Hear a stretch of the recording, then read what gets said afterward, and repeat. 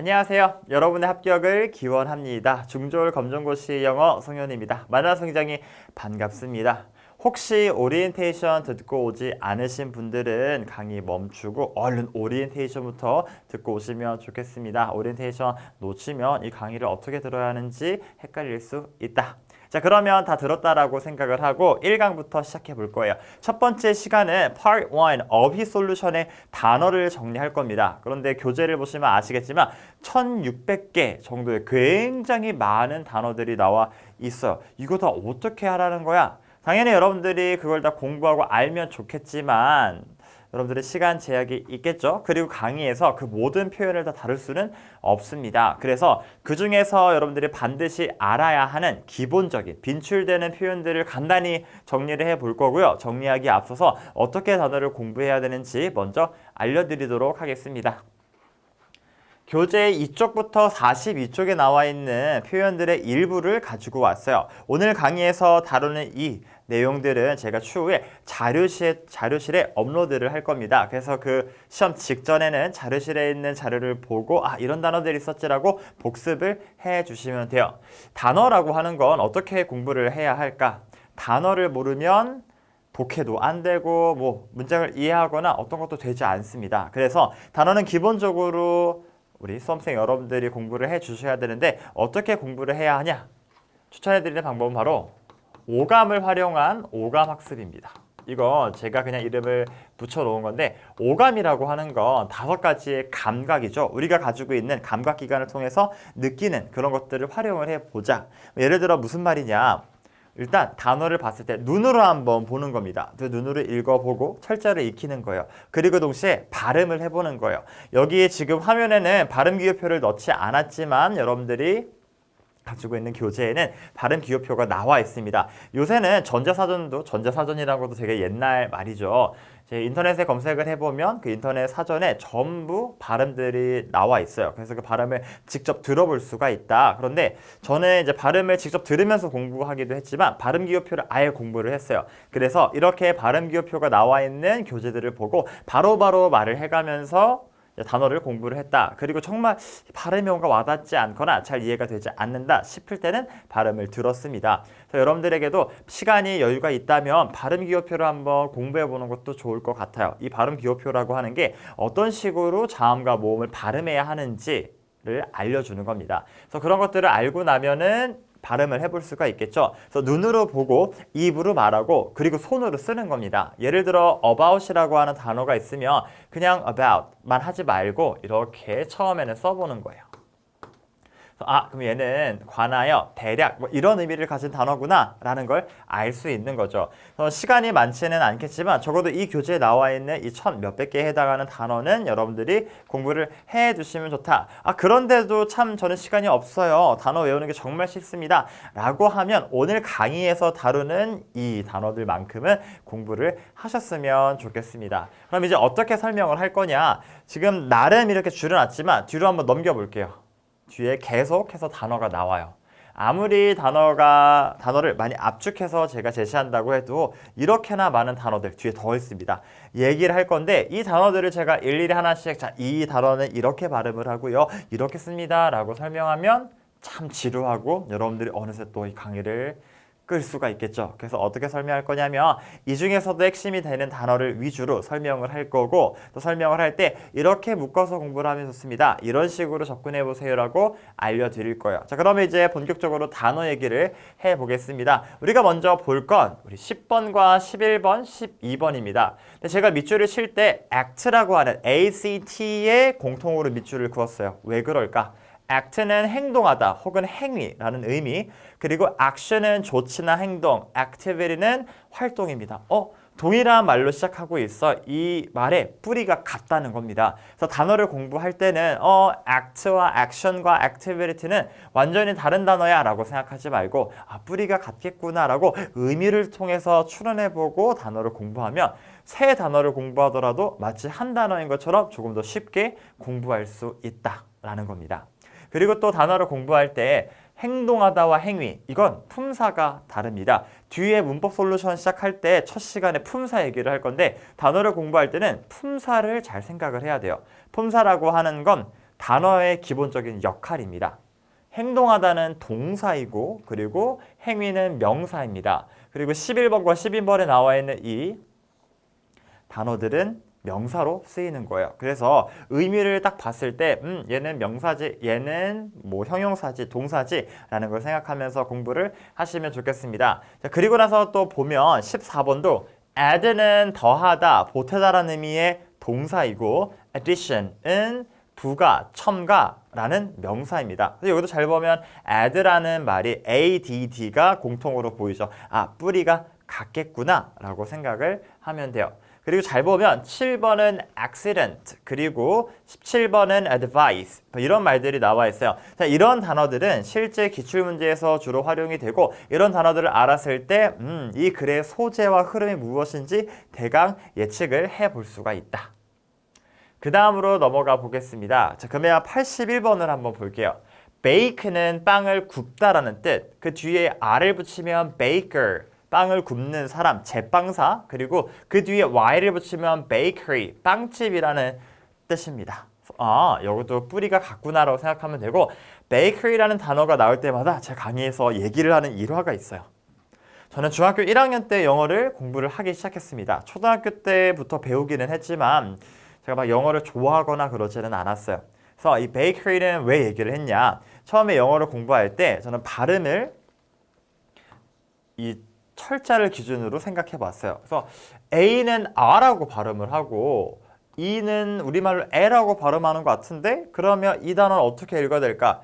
바켈인가? 라고 생각을 했던 거죠. 하지만 실제로는 bakery라고 합니다. 이 얘기를 왜 했냐? 저도 지금 여러분들 앞에서 영어를 가르치고 있지만 실제로는 어렸을 때 생각보다 영어를 좋아하거나 잘하지 못했다. 그런데 어떤 계기를 통해서 영어를 좋아하게 되고 조금 더 잘하게 되고 이 자리까지 왔다. 그러니까 검정고시를 준비하는 여러분들도 포기하지 않고 합격의 그날까지 쭉 같이 달려봤으면 좋겠습니다. 다시 돌아가면 81번에 나오는 이 세트 단어들은 뿌리를 같이 하는 거기 때문에 이런 뿌리가 같은 단어들은 하나의 단어라고 생각하고 쭈르륵 연달아 기억하면 좋겠습니다. 그리고 86번을 보면은 우리가 알고 있는 은행이라는 의미의 bank이고요. 또 둑이라는 의미의 표현으로도 쓰인다. 이것도 참고로 알아두시면 돼요. 그다음에 이런 busy라고 하는 건 형용사로 바쁜, 분주한, 번화한이란 뜻인데 이런 단어들이 주로 또 출제가 된다. 이 형용사의 의미가 무엇이냐라는 밑줄 쳐놓고 이 단어의 의미가 무엇이냐라고 할 때 주로 동사나 형용사의 밑줄을 많이 쳐놓습니다. 근데 busy와 같이 아주 기본적인 단어들 있죠? 그런 기본적인 단어의 의미를 묻는 경우가 많으니까 이런 표현들을 꼭 알아두시면 되고 206번과 같은 단어 care는 중요합니다. 왜 그럴까? 뜻이 여러 가지가 있어요. 관심이나 돌봄이라는 의미의 명사로도 쓰이고 돌보다, 신경 쓰다, 좋아하다와 같은 동사로도 쓰입니다. 이렇게 품사도 여러 개의 품사 그리고 의미도 다양한 단어는 시험 문제에 반드시 출제가 돼서 예를 들어 밑줄을 2개 그어놓고 혹은 빈칸을 뚫어놓고 동시에 들어갈 말로 적절한 것은 알맞은 것은 고르라고 합니다. 그러면 care가 정답이라면 첫 번째는 관심, 그리고 두 번째는 돌보다, 신경 쓰다와 같이 서로 다른 의미, 서로 다른 품사로 쓰인 단어일 가능성이 아주 크다. 이렇게 기본적인 단어이면서 다양한 품사와 다양한 의미로 쓰이는 건 꼭 기억을 해 두셔야 합니다. 그 다음으로 넘어가 볼게요. 254번을 보면 clean이란 단어가 나와 있어요. clean은 들어본 분도 계시겠지만 기본적으로 형용사, 깨끗한이라는 의미, 그리고 동사로는 청소하다라는 뜻입니다. 네, clean은 굉장히 많이 등장을 해요. 형용사로도 기출문제에 등장하고 동사로도 등장을 한다. 문제 유형 중에 어떤 게 있냐면 뭐 전날 한 일은 혹은 다음 날에 할 일은 무슨 목요일 할 일, 수요일에 할 일 이런 일을 고르라고 할 때 기본적으로 동사로 많이 활용이 돼요. 방을 청소한다 이런 의미로 쓰이는 거고 이런 기초적인 단어도 꼭 알아두셔야 한다. 그럼 나머지 여기 등장한 단어들도 여러분들이 알아두셔야 하는데 예를 들어 여기 있죠. eagle, 독수리라고 하는 단어가 있습니다. 아니, 독수리라는 단어가 중요할까 싶은데 이 독수리라고 하는 단어가 최근 기출문제에 연달아 등장을 했어요. 그래서 글의 소재로 등장을 했다. 물론 이 eagle이라는 단어의 의미를 몰라도 문제를 풀 수 있기는 했지만 이렇게 빈출된 단어는 정리를 하는 게 좋겠죠. 기본적인 동물을 가리키는 말들 있죠. 그런 동물을 나타내는 말들은 꼭 알아두자. 그러면 도움이 될 것이다. 그 다음으로 왔습니다. expensive라고 하는 단어부터 future까지 있는데 여러분들이 꼭 알아둬야 되는 단어이고요. famous라고 하는 단어가 또 많이 등장을 해요. famous 하면 유명한이라는 뜻이에요. 왜 그러냐? fame이라고 하는 명사가 있습니다. fame은 명사로 명성, 유명세 이런 말이에요. 거기에다가 형용사를 만들어주는 말을 붙여서 famous는 유명한이라는 뜻이고 무엇으로 유명하다라고 할 때는 be famous for 라고 하는 수거 표현을 쓰기도 합니다. 수거는 다음 시간에 정리를 할 거예요. 그 다음 483번의 fast라고 하는 단어는 형용사와 부사 두 가지 형태가 동일하다. 형용사로는 빠른 그리고 부사로는 빠르게 라는 뜻인데 이렇게 형용사와 부사 형태가 같은 단어들이 있습니다. 그런 단어는 여기 교재에서 앞부분에 등장을 하고 또 뒤에 형용사와 부사 파트에서도 다시 다루게 될 거니까 잘 기억해 두시면 좋겠어요. 그리고 이런 festival 그리고 fever와 같은 말은 각각 축제와 열, 그다음에 열감기 이런 뜻이죠. 이런 단어를 알고 있으면 이 글의 소재가 무엇인지를 빠르게 캐치할 수 있다. 그리고 글에서 언급된 것은 이라든지 혹은 글의 내용과 일치하는 것은 일치하지 않는 것을 고를 때 이런 페스티벌과 같은 축제와 관련된 글이 굉장히 많이 등장한다는 것도 알아두시면 좋겠어요. 계속 한번 가볼게요. 567번의 get이라고 하는 단어는 사실 굉장히 다양한 의미로 쓰입니다. 여기도 보면 받다, 시키다, 얻다, 이해하다 등등이 있는데 그러면 이런 단어는 어떻게 해야 될까? 대표적으로 get이나 take나 make와 같은 말들이 있어요. 이러한 단어들은 정말 다양한 의미로 쓰입니다. 근데 이러한 단어들을 공부를 할 때는 처음부터 받다, 시키다, 얻다, 이해하다 라고 하기보다는 이 단어가 여러 번 등장할 때 이번에는 이런 식으로 쓰이네? 그리고 이렇게 쓰이네를 학습을 하시는 게 좋아요. 그리고 각각의 의미를 쓰일 때 붙어있는 단어들이 있을 겁니다. 그 단어들의 의미를 생각하면 조금은 더 쉽게 기억을 할 수 있다. 처음부터 단어의 뜻이 너무 많아요. 이거 어려운데 포기해야겠다 라고 생각하지 말자. 그리고 625번에 have라는 단어도 중요합니다. have는 가지고 있다라는 소유의 의미를 기본적으로 가지고 있는데 무언가를 먹다, 식사를 하다 라고 할 때도 쓰이고 누군가에게 무언가를 시키다, 요청하다의 의미로도 쓰이곤 합니다. 자, 이런 내용들도 뒤에 문제를 풀면서 다양하게 보게 될 거예요. 다음, hospital, homework, 빈출되는 단어예요. 집에서 하는 일, 그래서 숙제, 그리고 hospital, 아프면 가는 병원입니다. 이런 단어들을 알고 있으면 또 글의 소재를 쉽게 파악할 수가 있겠죠. 자, 어느새 벌써 600번대를 지나 700번대까지 나왔습니다. 그럼 여기서는 무엇이 중요할까? 681번 한 번만 볼게요. if라는 건 만일 무엇 한다면 이란 의미와 인지 어떤지, 인지 아닌지 이런 의미를 가지고 있어요. 자, 이러한 단어는 접속사라고 합니다. 접속사도 뒤에 문법 솔루션의 한 파트로 정리를 할 건데 접속사는 쉽게 말해 말을 이어주는 연결어예요. 근데 말을 연결한다고 하는 건 앞에 말과 뒤에 말을 말 그대로 논리적으로 이어준다는 겁니다. 우리말로 해도 만일 내가 검정고시에 합격한다면 나는 정말 기쁠 거야. 검정고시에 합격한다, 나는 정말 기쁘다 라는 말을 만약이라고 하는 말로 연결해 준 거죠. 그걸 영어로 나타내면 if로 나타낼 수 있는 거고 이런 것들을 말을 연결해 주는 접속사라고 한다. 근데 접속사가 시험에 출제될 때가 있습니다. 근데 시험에 출제될 때는 정말 기본적인 접속사 있죠. and나 but, or와 같은 기본적인 접속사들 위주로 출제가 된다. 그러면 논리적인 흐름을 생각하면서 공부하시면 되고 이건 문법 파트에서 정리를 할 겁니다. 자, 그리고 쭉 아래로 내려와 보면 이 737번의 kind도 특히나 중요해요. kind는 아마도 둘 중에 친절한이라는 의미로 알고 계신 분들이 많을 것 같아요. 너는 친절하다, you are kind. 나는 친절하다, I'm kind. 이런 형용사 의미도 있고 종류라고 할 때 what kind 혹은 what kind of 라는 질문의 형태로 종류라는 의미를 나타내기도 한다.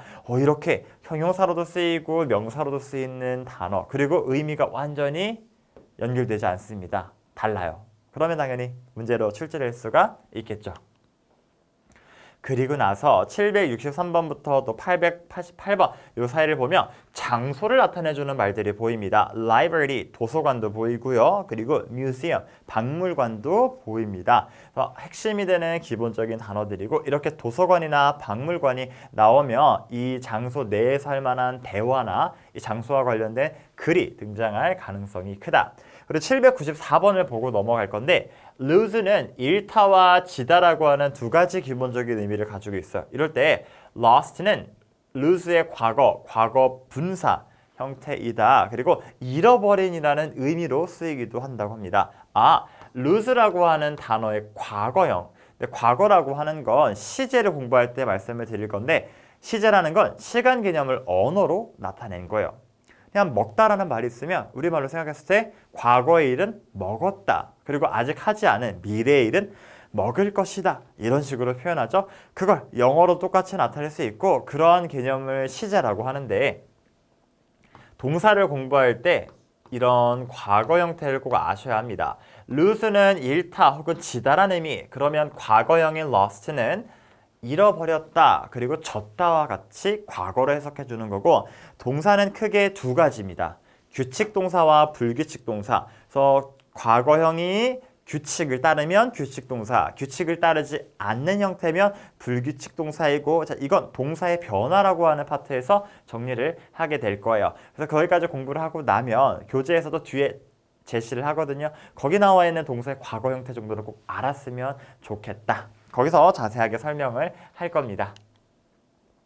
그리고 나서 벌써 900번대입니다. near부터 prepare라고 하는 단어들이 쭉 나와 있어요. 이런 기본적인 단어들 paper, 종이라든지 people, 사람들 이런 건 반드시 알아둬야 하고 photo와 picture, photo는 사진 그리고 picture는 그림이라는 의미와 사진이라는 의미가 있어요.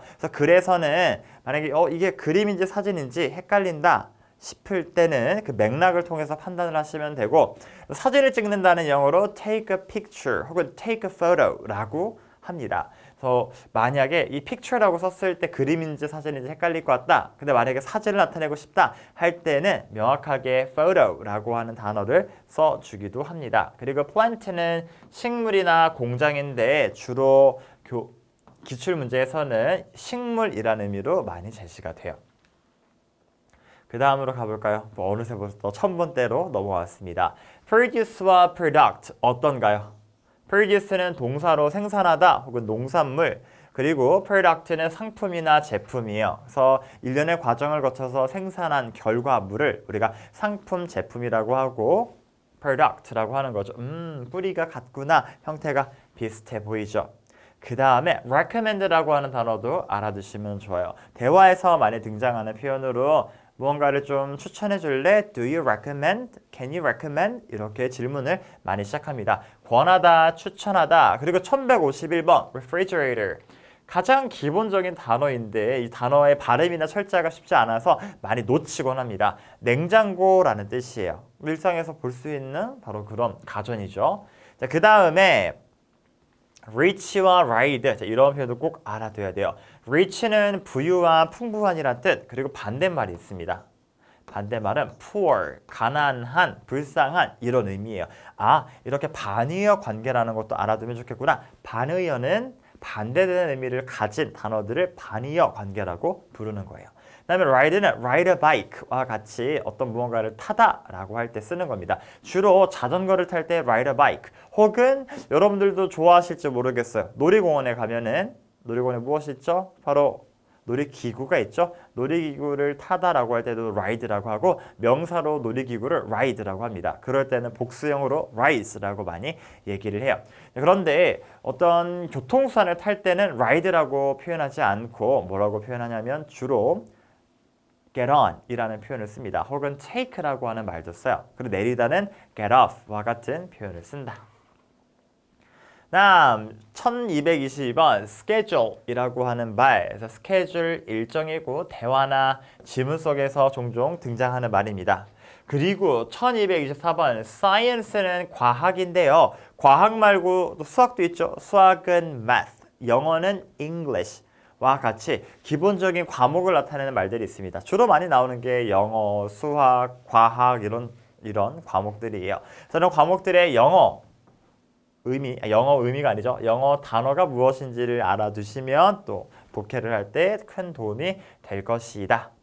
그 다음에 볼 건 1452번의 taste입니다. taste는 맛이라는 의미의 명사 또는 맛을 보다라는 의미의 동사로 쓰인다. 그리고 종종 취향이라는 의미로도 쓰이고요. tasty는 taste의 이를 y로 바꿔놓은 거죠. 그래서 형용사로 맛있는, 맛이 좋은 이란 뜻입니다.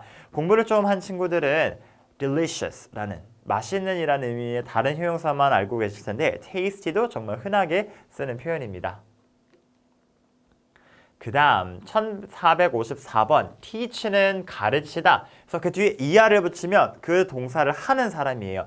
그래서 teacher는 가르치는 사람, 교사, 선생님이라고 하는 단어이고요. 1526번의 travel 아주 중요한 단어죠. 명사로는 여행, 그리고 동사로는 여행하다, 이동하다라는 뜻입니다. 여행은 대화나 지문의 단골 소재입니다. 그래서 travel은 기본적으로 알아두셔야 되는 단어예요. 그 다음 1542번의 try도 정말 꼭 출제되는 단어인데 try는 노력하다, 시도하다라 그래서 크게 두 가지 형태가 옵니다. 동사 뒤에 ing를 붙인 형태가 오고 동사 뒤에 to 부정사가 옵니다. 그래서 ing를 붙이면 한번 해보는 거예요. 근데 시험 삼아 해보는 느낌. 그리고 to 부정사가 오면 뭐 하려고 애쓰고 노력하는 느낌입니다. 그 다음에 1565번을 보고 넘어갈 건데 use는 지금 발음 기호표가 나와 있죠. use 그리고 use라고 해서 이 뒤에 발음을 어떻게 끝내느냐에 차이가 있어요.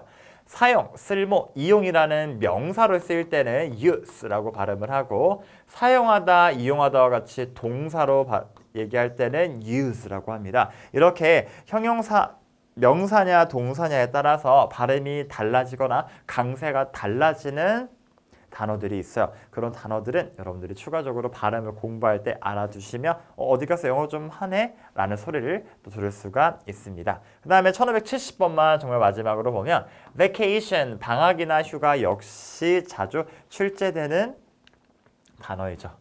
이렇게 열심히 그리고 좀 빠르게 전체 단어 중에서 중요한 걸 살펴보았는데 가장 핵심이 되는 여러분들이 중요하게 생각할 것은 바로 이 단어들은 직접 공부를 해야 한다라는 거고요. 단어 공부는 시간을 좀 많이 투자를 해야 합니다. 그래서 마지막으로 팁을 드리면 단어를 따로 이 시간에 공부해야지 보다는 잘 집중이 안 되거나 조금 시간이 남았을 때 혹은 어디를 이동하는 시간에 짬짬이 공부하는 걸 추천을 합니다. 자, 이렇게 단어는 마무리가 되었고요. 다음 시간에는 수거의 중요한 표현들을 같이 살펴보도록 하겠습니다. 수고 많았고 다음 시간에 봐요.